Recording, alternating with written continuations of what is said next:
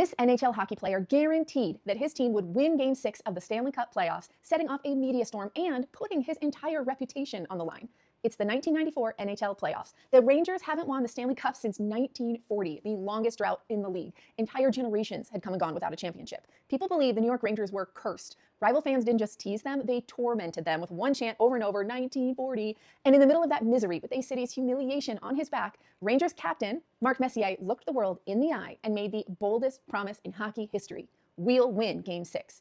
If he failed, he'd be mocked forever. If he delivered, he'd break the curse. So now the Rangers are in the Eastern Conference Finals against the New Jersey Devils, best of 7. The Devils lead 3-2, one more loss, and the Rangers' season, and maybe the promise, is over. And that's when Messier does something unthinkable. He guarantees victory. Not we'll play hard, not we'll try, just we will win.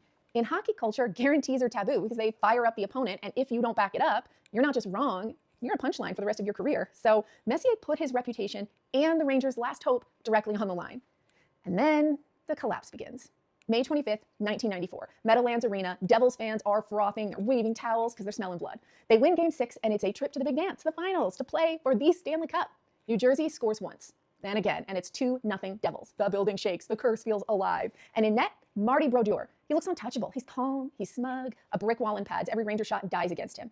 Messier's guarantee? Dead on arrival. But then, a little sliver of hope. With just 1:41 left in the second period, Alexei Kovalev sneaks one past Brodeur on a pass from the Moose. Messier gets the assist. Now it's 2-1. For New York, it's a little oxygen, and for the Devils, it's just a little doubt. The guarantee isn't back yet, but it's breathing.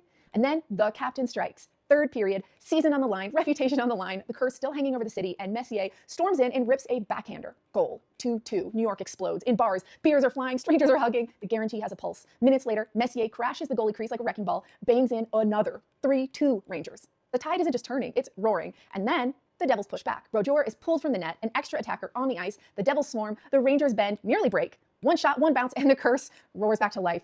And then he seals the promise. Messier gets the puck, fires all the way down the ice, empty net, goal. Hat trick. 3 goals in 1 period. A natural hat trick. The purest kind.